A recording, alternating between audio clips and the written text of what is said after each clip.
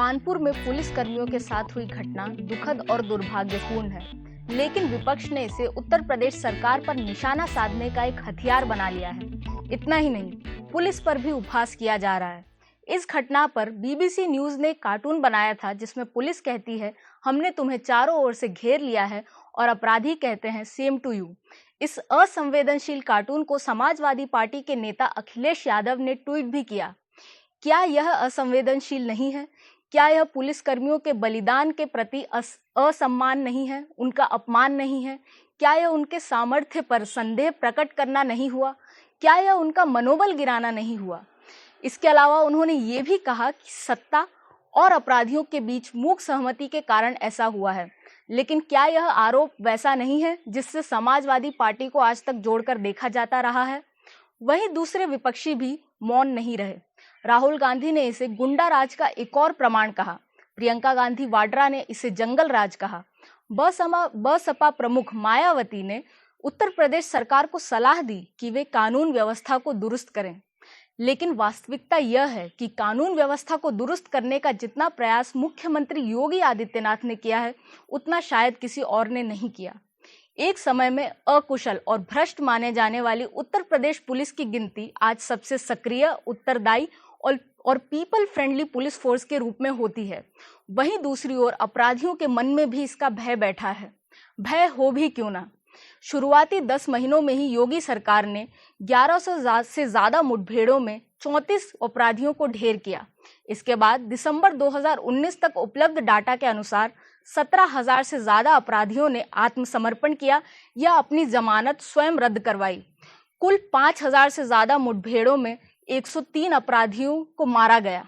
वहीं दूसरी ओर ध्यान देने योग्य बात यह है कि मई 2019 तक 2 सालों में केवल 5 पुलिसकर्मी वीरगति को प्राप्त हुए। इसका अर्थ ये हुआ कि पुलिस ने अपराधियों का सफाया तो किया, लेकिन साथ ही अपनी सुरक्षा का भी ध्यान रखा। ऐसे में कानपुर की घटना को गुंडा राज के एक प्रतिनिधित्व चित्र के रूप में दर्शाने की बजाय इसे एक अपवाद के रूप में देखा जाना चाहिए। इसमें कोई दो राय नहीं है कि मुख्यमंत्री योगी आदित्यनाथ ने सत्ता में आने के बाद पुलिस सुधारों को प्राथमिकता बनाया। उन्होंने पुलिस महानिदेशक के रूप में ओम प्रकाश सिंह को नियुक्त किया। पिछले 1.5 वर्षों में 50,000 भर्तियां की गईं और 2021 तक, दिसंबर 2021 तक उत्तर प्रदेश के सभी 8 पुलिस प्रशिक्षण केंद्र बुक हैं। नए पुलिस कर्मियों को कुछ जगहों पर दूसरे राज्यों में भी भेजा जा रहा है प्रशिक्षण देने के लिए। इसके अलावा इंफ्रास्ट्रक्चर पर भी खर्च किया गया। हॉस्टल, बैरेक्स और पुलिस स्टेशन का निर्माण किया जा रहा है। हमने बजट में देखा कि पुलिस को आवंटित बजट में लगातार वृद्धि हो रही है और 2020-21 के बजट में 11.5% की रिकॉर्ड वृद्धि दर्ज की गई। संस्थागत स्तर पर भी पुलिस में सुधार हुआ। सोशल मीडिया संपर्क और कई हेल्पलाइन से जनता से उनका संपर्क स्थापित किया गया ताकि जनता के मन में उनके प्रति विश्वास आए। वहीं जमीनी स्तर पर पेट्रोलिंग बढ़ाई गई। लखनऊ और नोएडा में कमिश्नरेट स्थापित किए गए जो उनकी कुशलता को और बढ़ाएगा। इन सभी परिवर्तनों का श्रेय सबसे ज्यादा योगी सरकार को दिया जाना चाहिए, क्योंकि राजनीतिक इच्छा शक्ति के बिना ये सब संभव नहीं था। आजकल अपराधियों को राजनीतिक संरक्षण प्राप्त नहीं होता है। सत्ताधारी पार्टी के कार्यकर्ता पुलिस थानों में हस्तक्षेप नहीं करते हैं। भ्रष्ट पुलिसकर्मियों को बर्खास्त किया गया, वहीं अच्छा काम करने वाले पुलिसकर्मियों को सराहना भी मिली। सीएए विरोध दंगों को उत्तर प्रदेश सरकार ने कैसे हैंडल किया, ये तो हम सबने देखा, और दंगाइयों की संपत्ति नीलामी की अभी तक प्रक्रिया जारी है। योगी चाहते हैं कि उत्तर प्रदेश निवेश का नया केंद्र बने, लेकिन ये तब तक संभव नहीं है जब तक वहां कानून व्यवस्था दुरुस्त नहीं हो, और इसीलिए वे इसी दिशा में निरंतर कार्यरत हैं।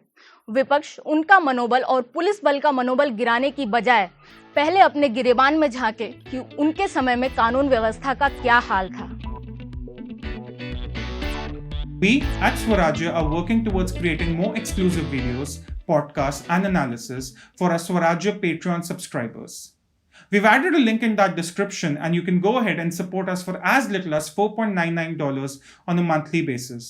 We look forward to your support. Keep watching, keep supporting Swarajya.